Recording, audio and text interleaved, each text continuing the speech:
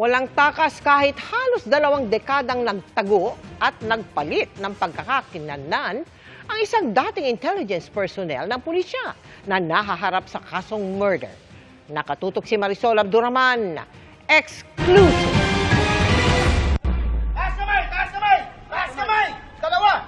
Hindi na pumalag ng arestuhin ng Makati Police ang lalaking ito na nahaharap sa kasong murder sa Makati noong pang 2006, na nahaharap din sa kasong robbery and direct bribery sa Maynila at kidnap for ransom sa iba pang rehiyon. Nag-match ma'am yung kanyang dating fingerprint nung siya pa ay si Mr. Arnal Bagisi na using now the Nico Garcia. Ako din ay kumbinsado dahil dan sa mga old pictures niya, sabi nga ma'am, since hindi naman siya nagparetoke, yun pa rin naman.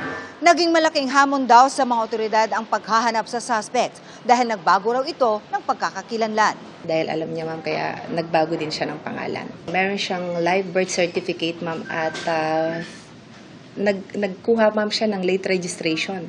Nakalabas pa ng bansa ang suspect matapos ang mga kinasasangkot ng krimen, pero natuntun siya ng mga otoridad matapos ang 20 taong pagtatago. Sa surveillance video na ito nung Lunes, nakita nila ang target. Inamin niya rin talaga na patago-tago din siya, wala din siyang permanente na pinupuntahan.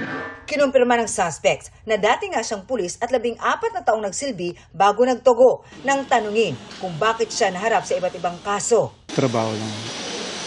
Sa trabaho po. At dahil sa trabaho lang yun. So, kumbaga, nagawa mo yun in connection sa inyong work. But you knew na meron kayong mga warrant of arrest. Alam mo. Pero hindi niya naisip ko. Hindi niya naisip. Wag na po. Para sa GMA Integrated News, Marisol Abduraman, nakatuto 24 oras.